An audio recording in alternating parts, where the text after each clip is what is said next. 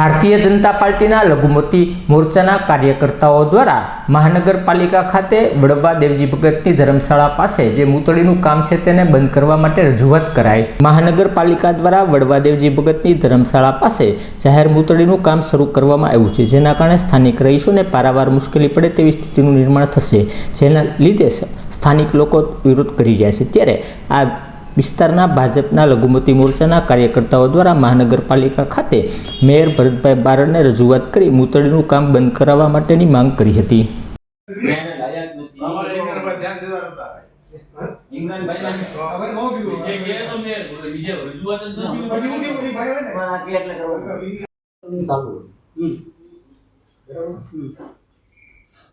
તમારા બધાનું કહેવાનું તમે બધા વિસ્તારના છો, અમારે તો વિસ્તારના લોકોનું તમારે એક માણસે મને કહેવાનું જોઈએ હુકમભાઈ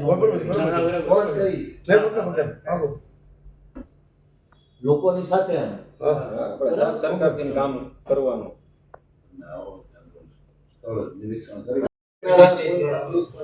તો આમાં કે આ ખુરશીએ બેઠીને મારે તટસ્થ રહેવાનું હોય, ન્યુટ્રલ રહેવાનું હોય, કોઈ પક્ષાપક્ષી મારે કરવાની ન હોય, કોઈનો પક્ષ લેવાનો ન હોય, મારે વિસ્તારના લોકોના ફાયદાની વાત કરવાની હોય।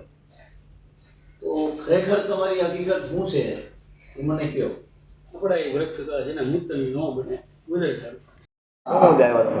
અમે આજે મેયર સાહેબને મળવા આવ્યા હતા। અમારે દરગાહની મસ્જિદની સામે મૂતણી છે, એનો થોડોક વિષય હતો।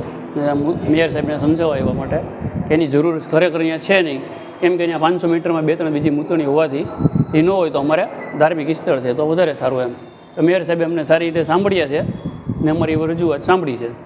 આ મુદ્દે કોંગ્રેસે પણ આની પહેલા 2 દિવસ પહેલા આવ્યા હતા, તો હવે એમાં એવું છે કે થોડોક વિવાદવાળો પ્રોગ્રામ પ્રશ્નની થોડોક હતો, અત્યારે પતી ગયો છે। મેયર સાહેબને સમજણ ફેરને એવું થયું હતું, અત્યારે મેયર સાહેબ સારી રીતે સમજ્યા છે, કેમ કે ભાઈ થોડુંક ઉગ્ર બોલાચાલી મેયર સાહેબ સાથે કરીને વર્તન એનું સારું નહોતું, પણ અમે એમને સમજાયા છે ને અત્યારે મેયર સાહેબ સારી સમજ્યા છે અમારી વાતને ને આગળ માન્ય રાખશે એવી અમારી આશા છે।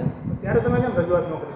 ત્યારે રજૂઆતમાં એવું હતું કે ભાઈ આગળ હાલતો હોય એટલે અમારે ન કરાય ને નકર ખોટો વિવાદ થાય ને વિવાદમાં અમે પડવા માંગતા નથી। મેયર સાહેબે અત્યારે સારો અમને રિસ્પોન્સ આપ્યો છે ને મેયર સાહેબે કીધું છે કે જેટલું શક્ય થશે એવું જોઈ લેશું એમ। એ અત્યારે હવે મેયર સાહેબ ઉપર ડિપેન્ડ કરે છે।